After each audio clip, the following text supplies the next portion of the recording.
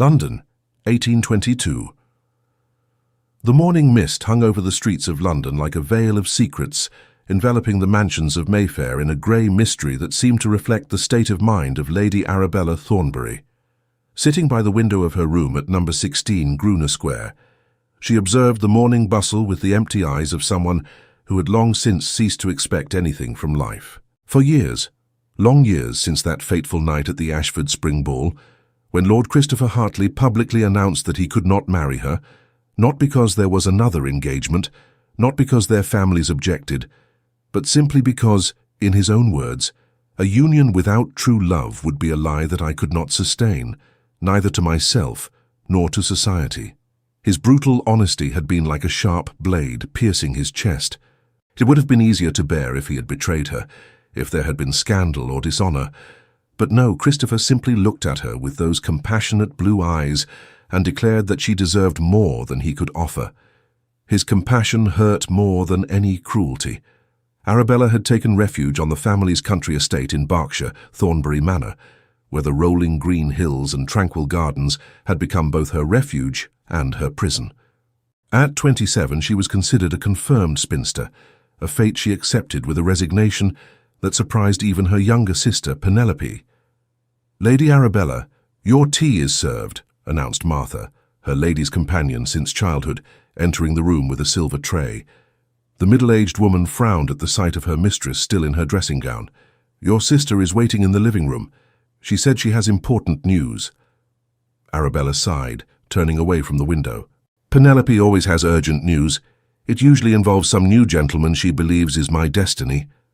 Martha gave a small smile as she helped Arabella put on a dark green morning dress.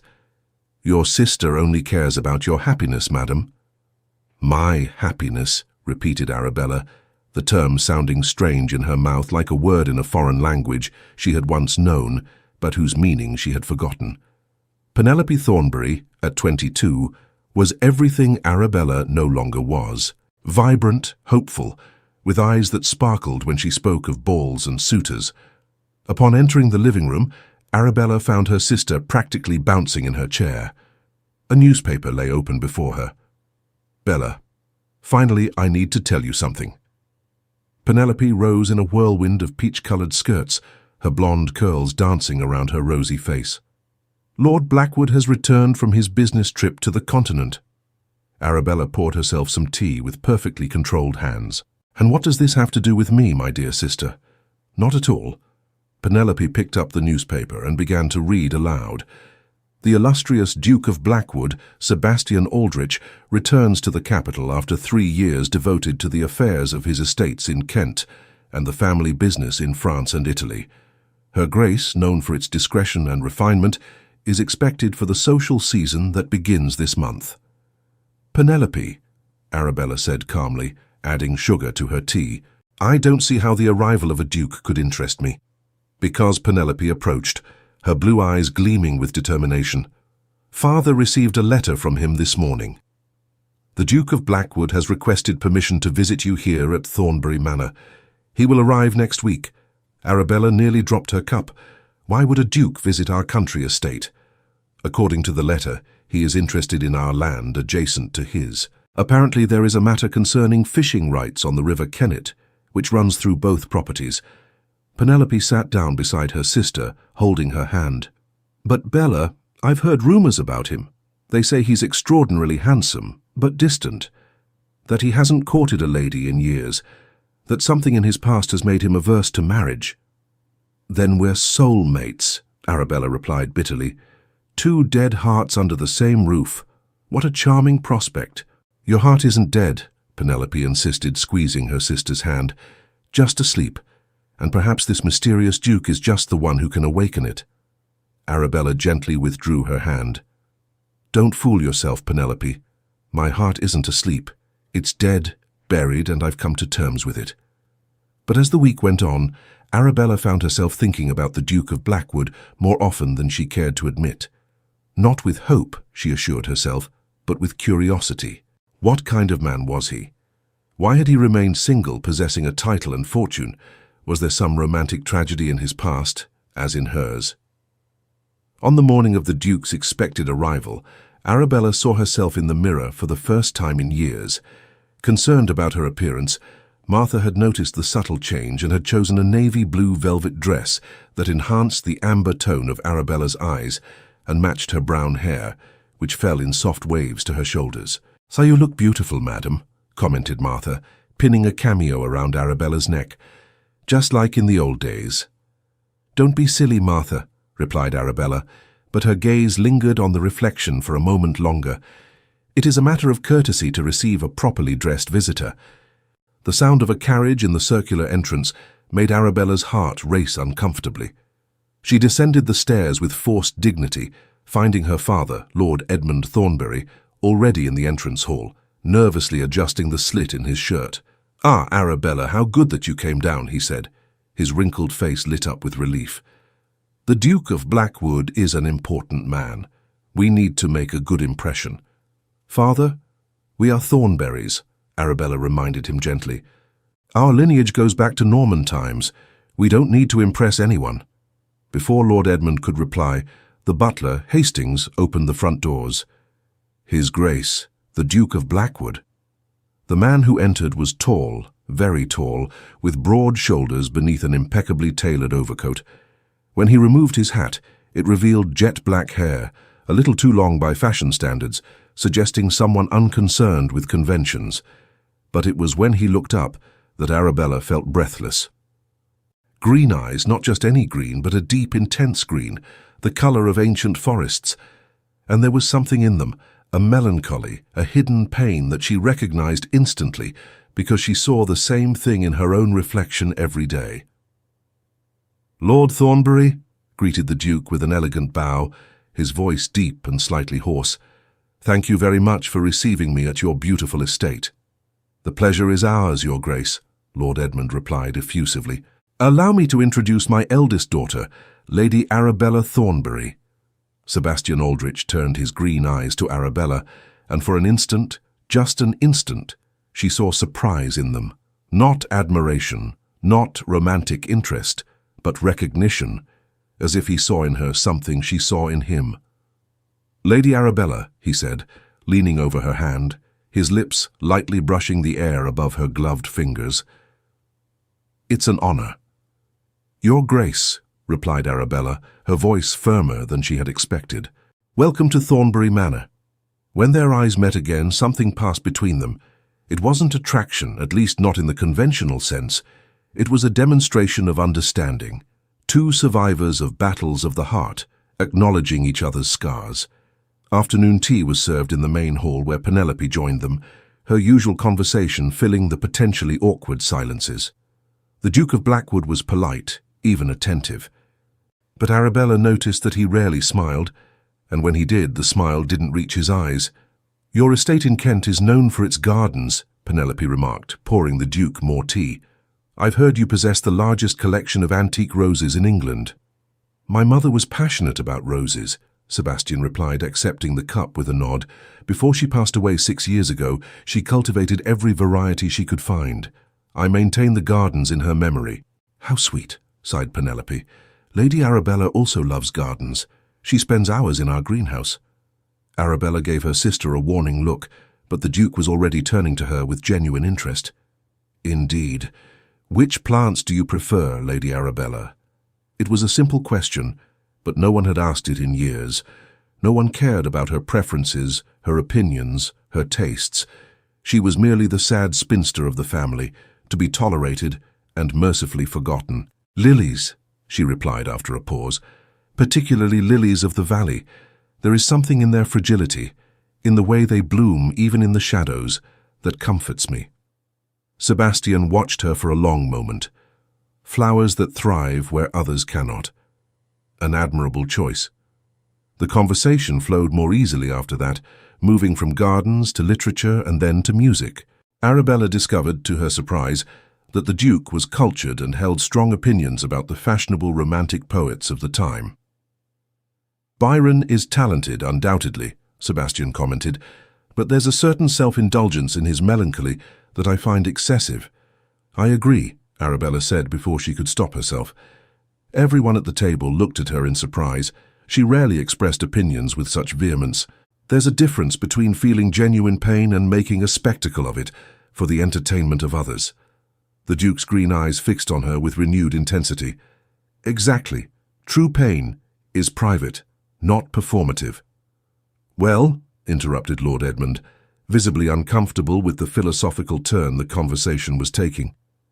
Perhaps we should discuss the issue of fishing rights, Your Grace. Certainly, agreed Sebastian, but his gaze lingered on Arabella for another moment before returning to his host. As the men retired to the office, Penelope gripped Arabella's arm with barely contained excitement. Did you see how he looked at you? How he really saw you? Don't be ridiculous, Arabella said, but her heart was racing. He just likes intelligent conversations. It's more than that, and you know it, Penelope insisted. There's something between you two, a connection. Arabella gently stepped away, heading towards the window. Outside, the March sky was heavy with clouds, promising rain. Even if it rained, what difference would it make? My heart is dead, Penny, and I suspect his is too. Two broken people can't heal. Maybe not. Penelope walked over to her, stopping beside her sister. But perhaps they can learn to live together again. The Duke of Blackwood stayed at Thornbury Manor for 3 days, resolving the fishing rights issue with a diplomatic efficiency that impressed Lord Edmund. But what truly marked those days was the growing intimacy between the Duke and Arabella. It wasn't romance, at least not openly. It was something more subtle, deeper. Long conversations in the library about philosophy and history, silent walks through the gardens, where words became unnecessary, moments of exchanged glances that conveyed so much. On the last night before his departure, Sebastian found Arabella alone in the greenhouse. The full moon cast a silvery light through the glass windows, illuminating the exotic plants and perfuming the air with the scent of jasmine. "Excuse me," he said, stopping in the doorway. "I didn't mean to disturb you. I was told I could find you here." "It's not an intrusion," replied Arabella, averting her gaze from a rare orchid she was contemplating. "This space rarely receives visitors besides myself. It's refreshing to share it." Sebastian approached, his hands clasped behind his back, studying the plants with genuine interest. His collection is impressive. Some of these species are rare, even in London's botanical gardens. "My grandfather was an amateur botanist," explained Arabella, gently touching a fern leaf. "He travelled extensively before he passed away and brought back seeds and seedlings from all over the world. This garden was his legacy, and you keep it alive," observed Sebastian. "There's dedication in that love. There's a purpose," corrected Arabella gently. "When there's nothing else, purpose serves its purpose." The Duke turned to her, the moonlight transforming his face into a sculpture of shadows and angles. "Lady Arabella, may I ask you an impertinent question?" "You may ask, I promise not to answer. Why would a woman of your intelligence, beauty, and grace choose to take refuge here, far from society?" Arabella returned his gaze without hesitation. For the same reason, a young, wealthy duke of good lineage remains single and spends years on the continent. "I suppose it's because sometimes society demands more than we are capable of giving." Sebastian smiled, a genuine smile this time, which reached his eyes and lit them up. "Touché, Mardi." They remained in comfortable silence for a few moments before Arabella asked, "Will you be returning to London?" "Yes. There are unfinished business that can no longer be postponed." He hesitated, then added, "But I've discovered that Berkshire has its charms. Perhaps I'll return more often." "Blackwood's lands are adjacent to ours," Arabella reminded him, keeping her voice carefully neutral. "Surely there will be other matters that will require your attention." Without a doubt, his green eyes stared at her with an intensity that quickened her pulse. "Lady Arabella, may I be frank with you?" "I appreciate the frankness, Your Grace. I didn't come to Thornbury Manor just for the fishing rights," he admitted. "My land manager could have easily taken care of that. I came because I heard rumours about the Thornbury family, about a lady who withdrew from society after a romantic disappointment. A lady who, they said, had sworn never to love again." Arabella felt her blood run cold. "And that intrigued you? Am I an object of morbid curiosity?" "No," Sebastian said quickly, taking a step towards her. "It intrigued me because I recognized my own story, because 5 years ago I too suffered a loss that made me question whether I would ever feel again. She stared at him, too surprised to speak. "I was engaged," he continued, his voice low and tense, "to Lady Catherine Fairfax. She was kind, cheerful, everything a man could wish for. But weeks before the wedding, she contracted scarlet fever. She died within days in my arms, begging me to promise her that she would find happiness again." "Your Grace," Arabella whispered, her hand involuntarily reaching for his. "I'm sorry." Sebastian looked at her hand in his, then covered it with his other. "I buried my heart with her, Lady Arabella. Or at least that's what I believed. I spent years traveling, working, doing anything to avoid feeling. And it worked. I became exactly what society expected, the somber and distant duke, incapable of genuine emotions." "Then why did you come here?" she asked, her voice almost a whisper. "Why seek out someone equally fragile?" He brought her hand to his lips, kissing her fingers delicately. "Because these 3 days have shown me something I thought impossible, that my heart isn't dead, just waiting. Waiting for someone who understands, who doesn't expect me to be something I can't be." Arabella felt tears welling up in her eyes, but refused to let them fall. "And you believe I'm that person?" "I believe we both deserve the chance to find out." Sebastian stepped forward, so close she could feel his warmth, his subtle scent, or something uniquely masculine. "I am not asking for love, Lady Arabella. I am not promising burning passion or eternal devotion. I am simply asking if you would consider allowing 2 broken people to try to find some purpose together." It was the strangest and, at the same time, most honest proposal Arabella had ever heard. No empty promises, no romantic declarations, just the stark truth. "I need time," she said finally, "to think, to be sure." "Of course," he replied, taking a step back and letting go of her hand. "I'll be in London for the next few weeks, but I'll write to you if you'll allow me. Just correspondence, no pressure, no expectations." Arabella nodded, her mind racing. That would be acceptable. When Sebastian left the next morning, Arabella watched his carriage disappear down the road with conflicting feelings. Part of her wanted to run after him, to immediately accept his strange and sincere request. Another part, the one that had been so deeply hurt 4 years before, pleaded for caution. The first letter arrived 3 days later. It was neither romantic nor effusive. Sebastian wrote about London, about social obligations he found tedious, about a new book of poetry he had bought and pondered. It was a conversation on paper, nothing more, nothing less, Arabella replied, describing the conservatory, a new species of lily that had begun to bloom, and her impressions of the latest novel she had read. She formally signed with affection and esteem, Lady Arabella Thornbury. The letters continued, 1 or 2 a week. Gradually they became more personal. Sebastian wrote about his childhood, about the pressure of inheriting the dukedom at a young age after his father's sudden death. Arabella shared memories of her mother, who had died giving birth to Penelope, leaving her with a younger sister to raise. "I think we become adults too soon," Sebastian wrote in a letter, "and we forget how to simply be human." 6 weeks passed before he mentioned returning to Berkshire. "There are matters on my lands that require personal attention," he wrote, "and I confess I missed the conversations I only found at Thornbury Manor. Would it be presumptuous of me to ask permission to visit you again?" Arabella held the letter for a long time before replying. Her heart, that organ she had sworn was dead, pounded with something dangerously close to expectation. "Your visit would be most welcome," she wrote back, and for the first time in years she took her leave with something beyond cold formality, with a growing friendship, Arabella.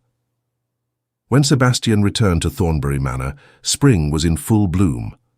The gardens were awash with vibrant colours, the air perfumed with roses and lilacs. Arabella greeted him at the entrance wearing a lavender muslin dress that Penelope had insisted would accentuate her eyes. "Your Grace," she greeted him with a curtsy. "Lady Arabella," he replied, and this time when their eyes met, there was a warmth there that hadn't existed before. Not passion, perhaps, but something genuine, something real. During this visit, Lord Edmund suggested that the Duke stay for a whole week to enjoy the spring weather. Sebastian readily accepted, and Arabella was genuinely happy with the news. They settled into a comfortable routine. Mornings were spent riding around the grounds, with Penelope often accompanying as a lively chaperone. Afternoons were devoted to reading in the library or strolling through the gardens. Evenings involved formal dinners, followed by music in the drawing room, where Arabella discovered that Sebastian played the cello with surprising skill. "My mother insisted," he explained, adjusting the instrument between his knees. "She said a gentleman should appreciate the arts, not just patronize them." Arabella sat at the piano, her fingers finding the keys with a familiarity born of years of solitary practice. "How about a Mozart sonata?" They played together, and for the first time in years Arabella felt something beyond emptiness. The music flowed between them, a silent, harmonious, and understanding conversation. When the last note faded, Penelope, seated as an observer, applauded enthusiastically. "Magnificent! You should perform in the ballrooms of London." "I'm afraid that would be too much for my temperament," said Arabella with a small smile, "and for mine as well." Sebastian agreed, his eyes meeting hers in mutual understanding. It was on the 5th night of their stay that everything changed. After dinner, while Penelope and Lord Edmund played cards in the small drawing room, Sebastian invited Arabella for a moonlit stroll through the gardens. "That's inappropriate," she protested weakly, though she was already reaching for her shawl. "Your father can watch us through the windows," Sebastian remarked. "And after 6 weeks of correspondence, I believe we've overcome a few minor conventions." They walked in silence at first, the night air perfumed with honeysuckle and the distant call of a nocturnal gale. The nearly full moon cast enough silvery light to illuminate the path. "Lady Arabella," Sebastian began, but stopped, correcting himself. "Arabella, may I call you that?" "You may," she replied softly, "and may I call you Sebastian?" "I would very much like that." He paused beneath an archway covered in climbing roses, turning to face her. "These weeks, these letters, this time together, have shown me something I didn't believe was possible." Arabella's heart raced. "Yes, my heart wasn't dead, just asleep, as your sister so wisely suggested." He took her hands, his thumbs tracing soft circles over her palms. "You awakened it, Arabella, not with dramatic passion or grand pronouncements, but with understanding, with patience, with a gentleness I never expected to find again in this world." Arabella felt tears threatening to fall, but this time she didn't hold them back. "Sebastian, I don't know if I'm capable of loving again. What Christopher did, the way he rejected me publicly, destroyed something in me." "I know," he said gently, wiping away a lone tear with his thumb. "And I'm not asking for love. Not yet. I'm asking for a chance, an opportunity to rebuild together what was broken within us. But what if we never feel that burning passion that poets speak of?" she asked, her voice choked with emotion. "What if we are only capable of this deep friendship, and nothing more?" Sebastian smiled, a genuine smile that lit up his austere face. "Then we will have something that most people spend their entire lives searching for and never find. We will have true understanding, genuine companionship." And who knows, he leaned closer, his forehead touching hers. "Perhaps with time something more will blossom." "That's the most unusual proposal I've ever heard," said Arabella, letting out a broken laugh. "We are unusual people," replied Sebastian. "We deserve an unusual marriage proposal." He took a step back, his green eyes serious. "Arabella Thornbury, would you do me the honor of becoming my Duchess? I promise no instant passion or eternal love. But I promise respect, understanding, and space for us to heal together." It was imperfect. It was sincere. It was exactly what Arabella needed to hear. "Yes," she whispered. "Yes, Sebastian, I accept." When he kissed her, it was a soft, almost hesitant kiss. It wasn't the passionate kiss of the novels Penelope loved to read, but it was real. And in that instant, Arabella felt something awaken in her chest. Not love, not yet, but the possibility of him. And that, she discovered, was enough. The engagement announcement caused a sensation in London. The Duke of Blackwood and the reclusive Lady Thornbury. The newspapers speculated profusely, some benevolent, others not so much. But Sebastian and Arabella cared little. They had each other, and that was all that mattered. The wedding preparations were kept simple at their insistence. No grand celebration in London, no hundreds of guests. Just an intimate ceremony in the chapel of Thornbury Manor, followed by a small banquet for family and close friends. The only shadow over Arabella's happiness appeared 2 weeks before the wedding, when a letter arrived addressed to her in handwriting she immediately recognized, Christopher Hartley. With trembling hands she opened the letter. "Dear Arabella," it began, "I heard about your engagement and feel obligated to write. Please understand that I never intended to hurt you. My refusal to proceed with our marriage did not reflect your lack of courage, but rather my own cowardice. Now I see that I made a terrible mistake. You deserved honesty from the start, not public humiliation. I wish you all the happiness with the Duke of Blackwood. He is a lucky man. Yours sincerely, Christopher." Arabella read the letter 3 times, hoping to feel something. Anger, perhaps, or satisfaction with his change of attitude. But all she felt was a distant indifference. Christopher Hartley was part of her past. A page was turned in a chapter already closed. She took the letter to Sebastian that same afternoon when he came for tea. Without saying a word, she handed him the paper. He read it silently, clenching his jaw slightly. "How do you feel?" he asked when he finished, returning the letter. "Nothing," Arabella replied honestly. "It's like receiving news from someone I met briefly a long time ago. He no longer has power over me, Sebastian." Her shoulders visibly relaxed. "That's all right, because for a moment I feared I still harbored feelings for him." Arabella took his hand, intertwining their fingers.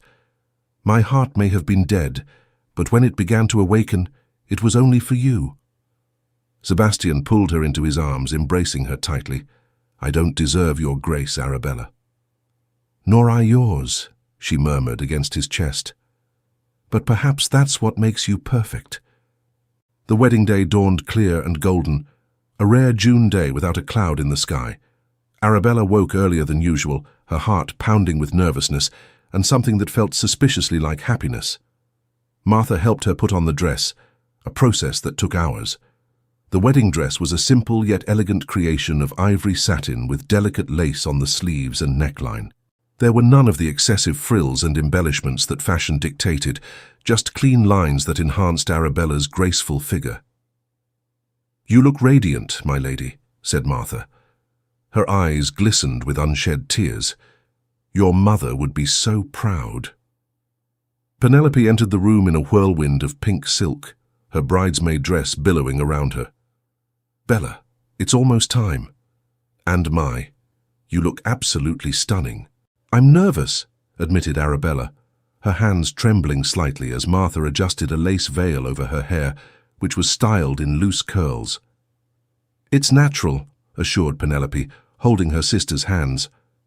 "But remember, it's Sebastian who's waiting for you down there. Sebastian who understands you like no one else." The small Thornbury chapel was simply decorated with white lilies and sprigs of foliage. The pews accommodated only 30 guests, close family, and a few dear friends. But when Arabella entered arm in arm with her father, she saw only a man. Sebastian stood at the altar, impeccably dressed in black, his green eyes fixed on her with an intensity that made her hold her breath for a moment. And when he smiled, a genuine and complete smile, Arabella felt something fundamentally change within her. Her heart was no longer just awakening. It was alive, pulsing, and feeling. The ceremony unfolded like a dream. The vicar's words, the whispered answers, the feeling of Sebastian's hand holding hers as if it were the most precious thing in the world. When the moment came to exchange vows, Sebastian surprised her. "Arabella," he said, his voice low but clear enough for everyone to hear. "I promise you honesty always, even when the truth is difficult. I promise to honor your past pain and never demand more than you can give. I promise to build a life with you where we can both feel whole again. And I promise that if my heart ever forgets how to love, I will look at you and remember." Tears streamed freely down Arabella's face as she replied, "Sebastian, I promise understanding, for I know the pain you carry. I promise patience while we both heal. I promise to build a home where you can simply be human, not a title or an expectation. And I promise that, even when I am afraid, I will choose courage, because you taught me that living again is worth the risk." When the vicar declared them husband and wife, the kiss they exchanged was deeper, more passionate than that first one in the garden. And for the first time, Arabella felt not only the possibility of love, but its reality. The banquet was joyful, filled with laughter and toasts. Lord Edmund spoke with emotion about seeing his daughter find happiness again. As the afternoon wore on, Sebastian took Arabella to dance. It was a waltz, and for the first time in 4 years, Arabella danced without feeling the judgmental gazes of society upon her. There was only Sebastian, his hand firm on her waist, his green eyes fixed on hers. "Regret?" he asked softly. "Not for a moment," she replied, and it was true. "You never." He turned her gracefully. "Arabella, I need to tell you something. Try. When I asked you to marry me, I said I couldn't promise a love we might never feel." He paused, his eyes searching hers. "I was wrong," Arabella's heart raced. "Sebastian, I love you," he said simply. "I don't know when it happened. Maybe it was gradual, through all those letters and conversations. Or maybe it was that first day at the conservatory when I recognized my soulmate. But I love you, Arabella, completely and irrevocably." The tears returned, but this time they were of pure joy. "I love you too," she whispered. "I thought my heart was dead, but you brought it back to life." Sebastian stopped dancing right there in the middle of the ballroom, in front of all the guests, and kissed her deeply. There was applause and some amused laughter, but no one noticed. They were lost in each other, two hearts that had been dead, now beating in perfect sync. Later that night, as they rode off in their carriage to the Blackwood estate in Kent, where they would spend their honeymoon, Arabella gazed out the window at the stars beginning to appear in the darkening sky. "What are you thinking about?" asked Sebastian, his arm around her, shielding her from the night's chill. "I'm thinking about how strange life is," she replied, leaning against him. "Months ago, I was convinced I would spend the rest of my days alone, my heart buried along with my hopes. And now. She turned to look at him, her face illuminated only by the moonlight streaming through the carriage window. "And now, I feel truly alive for the first time in years.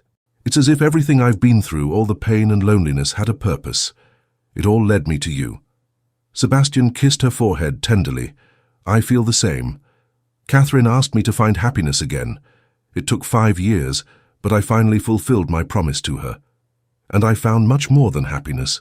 I found peace, purpose, love." They rode in comfortable silence for a while. The gentle sway of the carriage and the rhythmic tapping of the horses' hooves created an atmosphere of intimacy.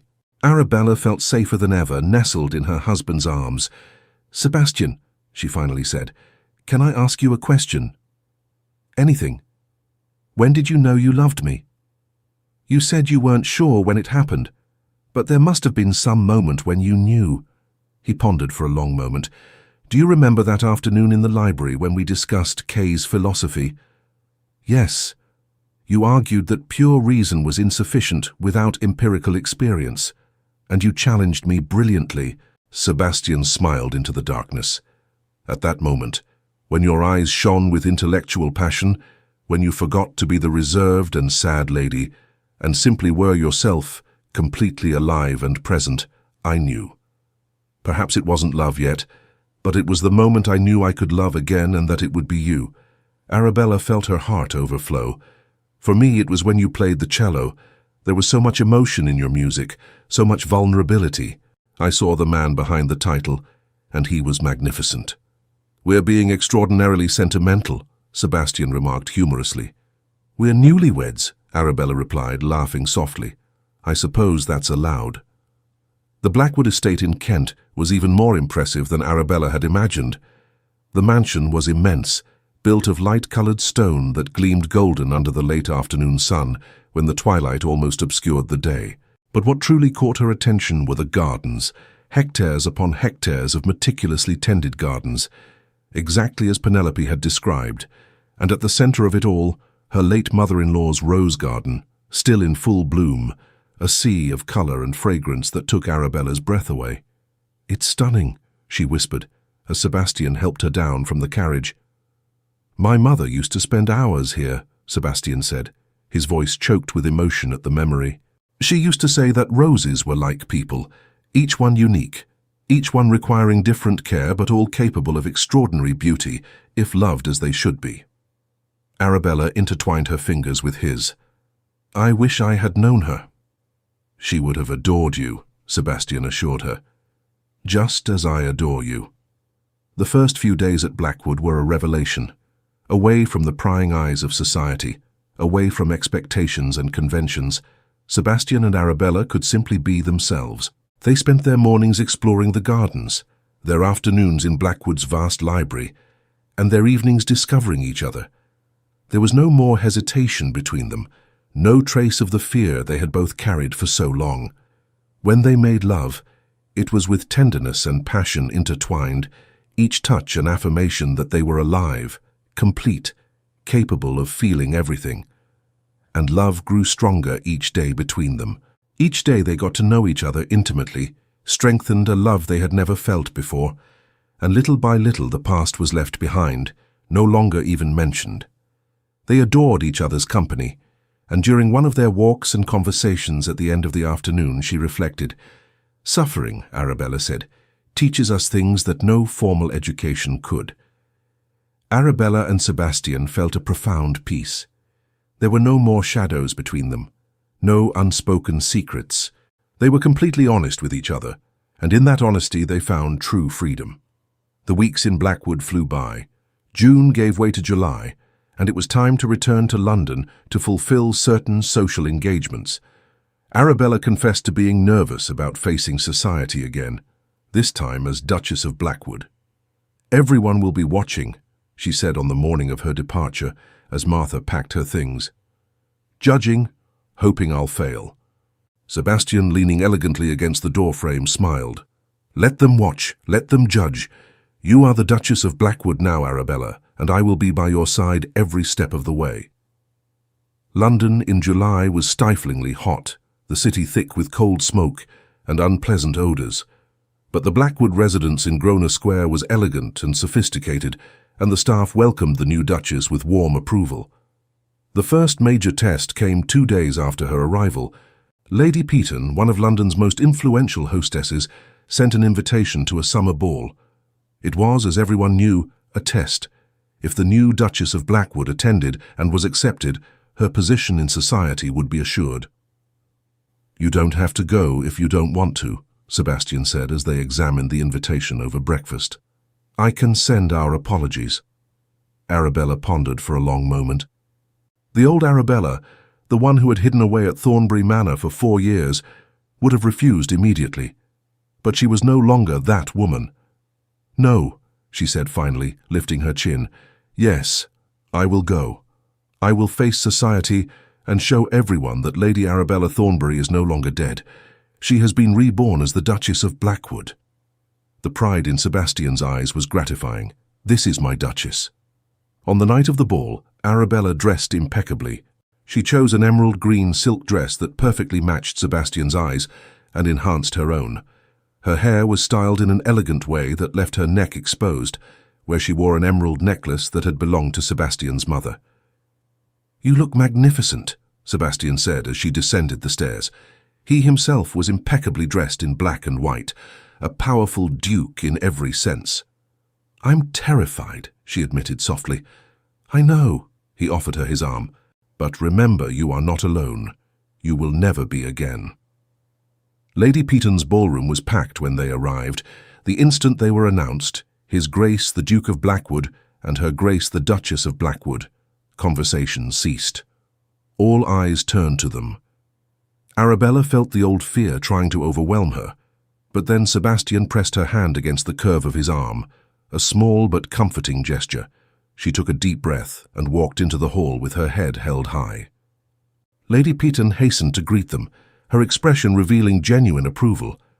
"Your Grace, Duchess," she said warmly. "What a pleasure to have you here.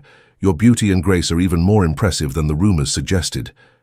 It was a public endorsement, and Arabella felt the tension in the air visibly lessen. If Lady Peaton approved of the new Duchess, Others would follow. The evening passed in a whirlwind of introductions and polite conversation.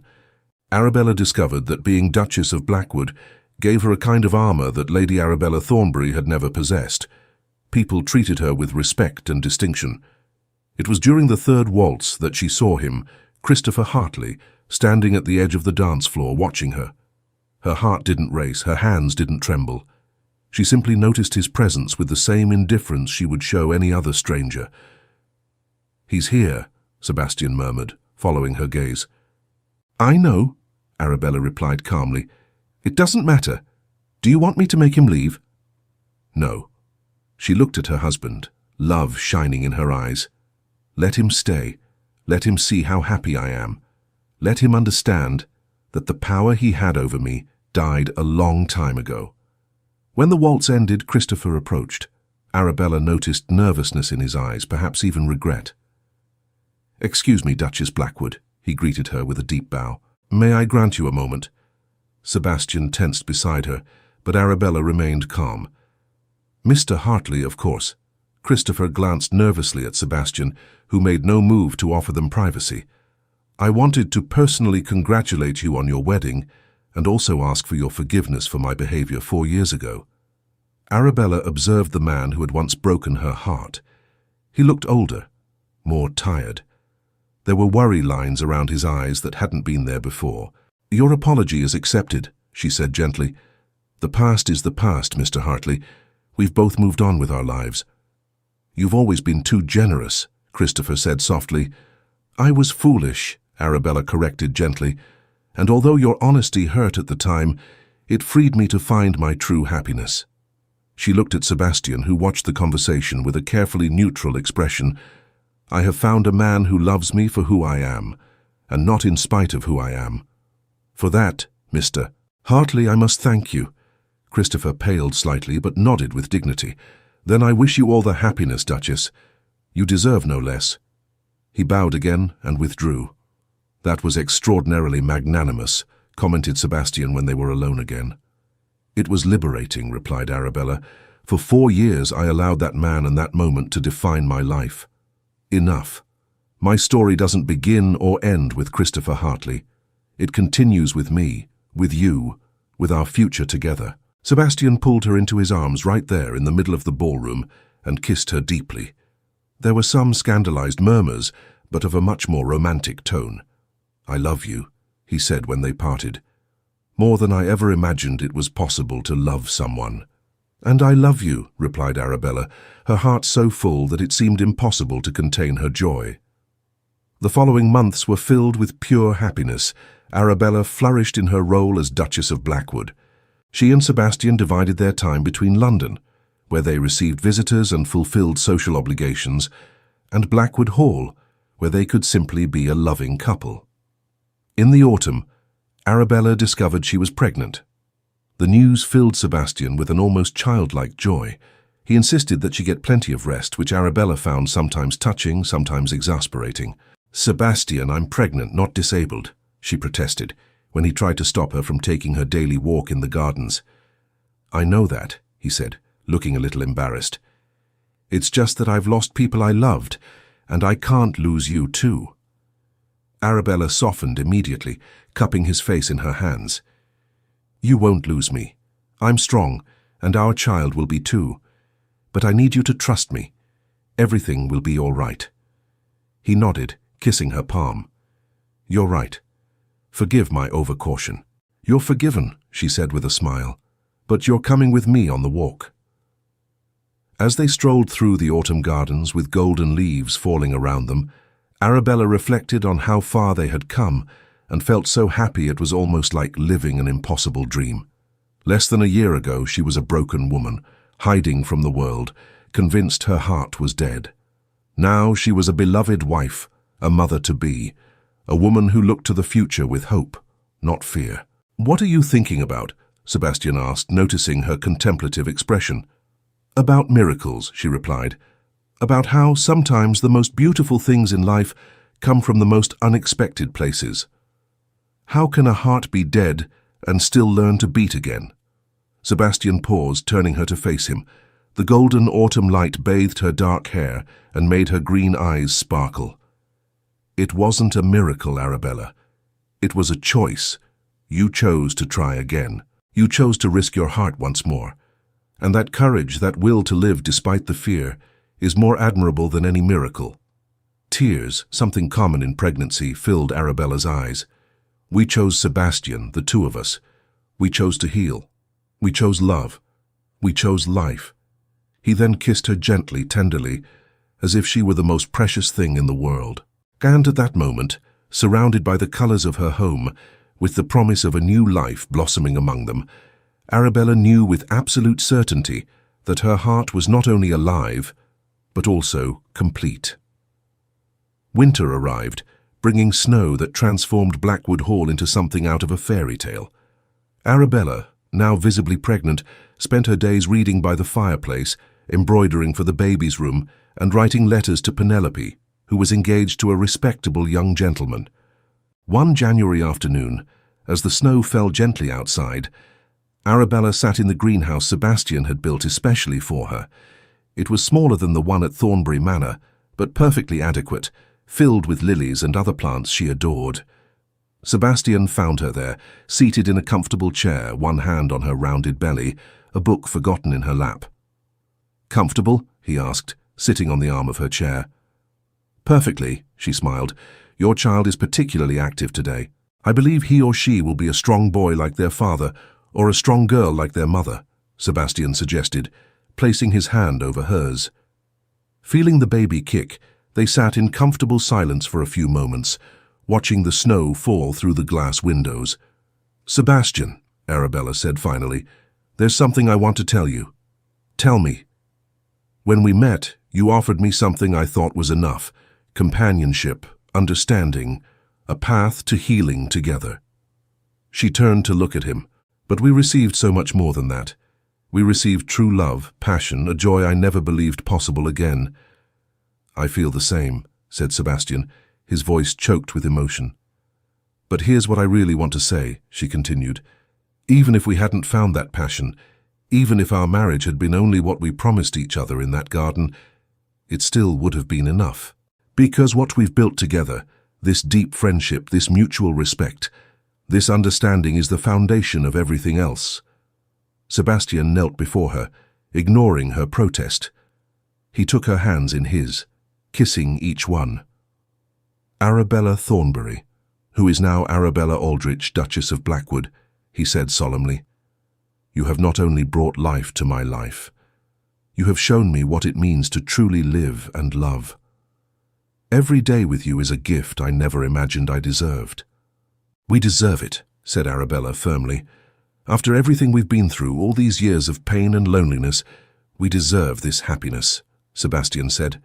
He kissed her deeply, one hand on her face and the other resting gently on her belly, where their child was growing. And in that kiss lay the promise of the future that awaited them. Spring brought not only flowers, but also the birth of their son. Lady Catherine Arabella Aldrich arrived in the world one March morning with strong lungs and dazzling dark curly hair. Sebastian wept as he held her for the first time, tears of joy streaming freely down his face. "She's perfect," he whispered in amazement, "just like her mother." Arabella, exhausted but radiant, watched her husband with their daughter and felt her heart overflow with joy once more. Blackwood Hall filled with the sounds of a child. Arabella blossomed in her role as a mother, discovering reserves of strength and love she didn't know she possessed. Sebastian was a devoted father, often found in the baby's room late into the night, simply watching his daughter sleep. One summer afternoon, with their daughter already 3 months old, Arabella and Sebastian sat on the terrace, watching the sunset paint the sky orange and pink. The baby slept peacefully in the portable crib beside them, occasionally making small sounds of contentment. "Do you remember," Sebastian said softly, "that first day I arrived at Thornbury Manor? How cautious and reserved we both were." "I remember," Arabella replied, finding his hand. "Two strangers with broken hearts pretending to be made of stone. And now look at us," he said, gesturing to the tranquil scene. "A family, a life together, more happiness than I ever imagined." Arabella turned to look at him, the light of the setting sun gilding his profile. Someday we will tell our daughter how we met, about our broken hearts and how we healed them. The time together has done us so much good, and I will certainly tell her how her mother was the bravest woman I have ever known, someone that life sweetly gave me with the sole purpose of loving unconditionally, and I hope I am fulfilling my role well. Well, I'll tell you how your father, a strong, upright and admirable man, brought me healing and redemption, and will certainly teach you true love. Will turn you into an incurable romantic. Arabella chuckled softly, telling stories of how love conquers all. It doesn't conquer all, Sebastian corrected thoughtfully, but it makes everything bearable. And when you find the right person, life becomes extraordinary. The little baby chose that moment to wake up, her green eyes so similar to her father's, opening to look around with wonder. Arabella took her daughter in her arms, cradling her against her chest. "Hello, little one," she murmured. "Did you wake up to see the sunset?" Sebastian embraced his wife and daughter, feeling a profound peace he had never imagined possible. This was his family. This was his home. And everything felt so real, and he was immensely grateful for everything that had brought them there. The years passed in tranquil happiness. Anne grew into a lively and curious girl, followed 2 years later by a brother, Edmund Sebastian, who inherited his mother's amber eyes and his father's calm temperament. Blackwood Hall was always filled with children's laughter and the joyful bustle of family life. Arabella became known throughout the county for her kindness and charitable works. She founded a school for the children of the rural estates and a dispensary for the sick. Her reputation as a generous and wise duchess spread far beyond Kent. Sebastian, in turn, prospered with the love of his family. The once somber and distant man became known for his easy laughter and affectionate nature. He divided his time between managing his vast estates and being present for his wife and children. Penelope married and had children of her own, frequently visiting Blackwood Hall with her growing family. Lord Edmund, already advanced in years, spent summers with them, delighting in his grandchildren. It was during one of these summers, when Anne was 8 and Edmund 6, that the girl asked a question Arabella knew would eventually come. "Mum," Anne asked, as they were in the rose garden, "how did you know I loved Daddy?" Arabella paused. While pruning the flowers, she carefully considered her answer. Anne was precocious for her age, thoughtful and observant like her father. "It was gradual, dear," she replied honestly. "It wasn't love at first sight, like in fairy tales. It was something that grew slowly, like those roses." "But how did you know for sure?" the girl insisted, her green eyes serious. Arabella sat on the stone bench, pulling Anne onto her lap, even though the girl was already getting too big for it. "I knew when I realized I wasn't afraid anymore. You see, Anne, before I met your father, my heart was so broken. Someone hurt me deeply, and I thought I would never be able to love again." "How did you hurt your knee when you fell out of the tree?" Edmund asked, joining them. He was always around when they told stories. "Exactly." Then Arabella smiled. "Only it was my heart instead of my knee, and when it finally healed thanks to your father's love and patience, I knew I could love again without fear." "Did Daddy also have his heart broken?" Anne asked softly. "Yes, my little one, he did. But he and I healed each other, and from that healing arose the deepest and truest love, and you are the fruit of that love." Anne seemed to reflect deeply on this. "When I grow up, I want to find someone like Daddy found you." "And I hope you find someone," said Arabella, kissing the top of her daughter's head. "Someone who truly sees you, who values you, who makes your heart feel safe enough to love." Sebastian, who watched everything from the office window. His wife had become not only the woman he loved, but also a wise and loving mother, teaching their children lessons of love and resilience that would serve them throughout their lives. That night, after the children fell asleep, Sebastian and Arabella sat together in the bedroom, as they did every night before going to sleep. It was their sacred and inviolable time, when they talked about their day, shared worries and hopes, and simply enjoyed each other's company.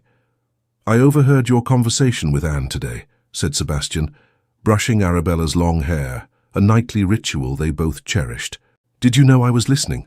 "I always know where you are," she replied with a smile. "You are the north of my compass." Arabella turned to him, taking the brush from his hands. "Sebastian Aldrich, after all these years, you can still make my heart race with your words." "That's good," he said, pulling her into his arms, "because I intend to keep doing that for many more years." They kissed, the kiss of a couple who knew each other's every curve and shape, but who had never lost that spark of passion and desire. When they parted, both were breathless. "Do you remember?" Arabella said, tracing the line of his jaw with delicate fingers. "When I asked you how you knew you loved me in the conservatory at Thornbury?" "Yes. And you said it was when I questioned you about Kant." She smiled. "I still remember that often." Sebastian held her hand, kissing her palm. "Every moment with you is a gift, Arabella. Even the challenging ones, even the difficult ones, because we go through them together." "Together," she repeated, snuggling closer to him. "That was the most important word in our lives, wasn't it?" "It was," he agreed, "and it always will be." They remained like that for a long time, enveloped in the comfort of each other's presence, until finally they went to bed, where they fell asleep intertwined as they always did. The years continued to pass, bringing their joys and sorrows.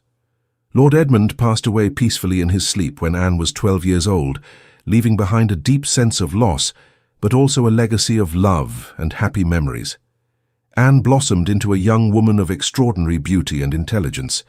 By the age of 17, she already had several suitors, but none seemed suitable in her eyes or those of her parents. She awaited her own duke, heartbroken. One night, Arabella teased Sebastian after Anne politely turned down yet another suitor. "God help us," Sebastian sighed dramatically. "A daughter with her mother's romanticism and her father's stubbornness." "She'll know when she finds the right person," Arabella assured him. "Just like we knew. Edmund at 15 was more pragmatic than his sister. He was interested in the affairs of the estate and often accompanied his father on his rounds, absorbing knowledge with the quiet determination that characterized the Aldrichs family." One autumn afternoon, almost 20 years after their marriage, Arabella found herself alone in the rose garden. Her children were with their guardians. Sebastian was in London on business, and for the first time in a long time, she had a moment truly alone with her thoughts. She walked slowly among the rose bushes, many of them planted by Catherine Fairfax. There was no jealousy in her heart as she thought of Sebastian's first love. Instead, there was gratitude. Catherine Fairfax had loved Sebastian enough to set him free, to ask him to find happiness again, and from that final act of generosity, Arabella had received the greatest gift of her life. "Thank you," she whispered to the white roses Catherine had planted, "for loving him enough to let him go, for giving me the chance to love him too. Talking to the flowers, my dear." Arabella turned and found Sebastian standing at the garden entrance, having returned from London earlier than expected. His hair now had silver streaks at the temples, and there were wrinkles around his eyes, but to her he was as handsome as the day she had met him. "I was just thanking Catherine," she admitted without embarrassment. "How was London?" Arabella asked, changing the subject as they began to walk together. "Boring without you," he replied, "but productive. I finalized the contracts for the new textile factory. It will be great for the local economy and will provide well-paying jobs." "Always thinking of others," Arabella said proudly. "It's one of the many reasons why I love you." Sebastian paused, turning her to face him. The golden sunset light bathed her face, making her amber eyes sparkle like jewels. "Arabella, there's something I want to tell you. Try. I thank you every day for your courage," he said sincerely, "for the courage you had that first day when you decided not to reject me immediately. Without that courage, I would still be lost, half alive, existing but not truly living." Arabella's eyes filled with tears. Even after so many years, he still managed to deeply touch her with his words. "And I thank you for your honesty, for not promising me things you couldn't deliver, for being sincere with me from the beginning. That made everything possible." They kissed there, among the roses that had witnessed so many moments of their lives. That night, during the family dinner, Anne made an announcement. "I've met someone," she said, her face blushing delicately. "His name is Lord Henry Ashworth. He is the second son of the Earl of Devonshire." Arabella and Sebastian exchanged glances. "Tell us about him," Arabella encouraged gently. "He's kind," Anne began, her eyes shining, "and intelligent. He doesn't treat me like an ornament, but talks to me about ideas, about books, about the world. And when he's with me, I feel—" She hesitated, searching for the right words. "Like his heart is safe," Sebastian suggested softly. Catherine looked at her father, surprised. "Exactly. How did you know?" "Because that's how I feel about your mother," he replied, reaching across the table to take Arabella's hand. "That's how true love should be." Edmund rolled his eyes dramatically. "You two are incredibly sentimental, but I suppose it's better than the other way around." "One day, young man," Arabella said with a smile, "you'll find someone who will make your heart feel things you never imagined possible. And then you'll understand. If that means I have to become as sentimental as you, I'd rather stay single," Edmund declared, making everyone laugh. But Arabella saw the curiosity in his eyes, the growing desire to understand what his parents had, and knew that when his time came, he too would find his way to love. Lord Henry Ashworth proved to be exactly as Anne had described. When Sebastian and Arabella formally met him, they immediately perceived the genuine affection in his eyes as he looked at their daughter. And, more importantly, they saw how Anne blossomed in his presence. "He reminds me of you," Arabella said to Sebastian after Henry left, following his first formal visit to Blackwood Hall. "There is the same honesty, the same depth. As long as he treats our daughter with the love and respect she deserves," said Sebastian, in his protective, paternal voice, "he has my blessing." The engagement was announced in the autumn of that year, and the wedding was planned for the following spring. Arabella found herself involved in wedding preparations for the second time in her life, but this time as the mother of the bride. "Are you happy?" she asked Anne one evening, as they discussed fabrics for the wedding dress. "More than I ever imagined possible," Anne replied. "Mum, now I understand what you and Dad have." "It's rare, isn't it?" "Very rare," Arabella agreed, "and precious beyond measure. Take good care of it, my dear. Feed her every day with love, honesty, and respect." "Just like you and Daddy did," Anne said, hugging her mother. "You showed me what true love is. You set a standard for me that's impossible to reach, but I'm grateful for it." Tears streamed down Arabella's face. "It's not impossible, my dear, just rare. And you found it." Anne's wedding was a magnificent event. Blackwood Chapel was filled with spring flowers, and the bride was radiant in her satin and lace dress. But the moment that would forever be etched in Arabella's memory was when Sebastian led his daughter down the aisle.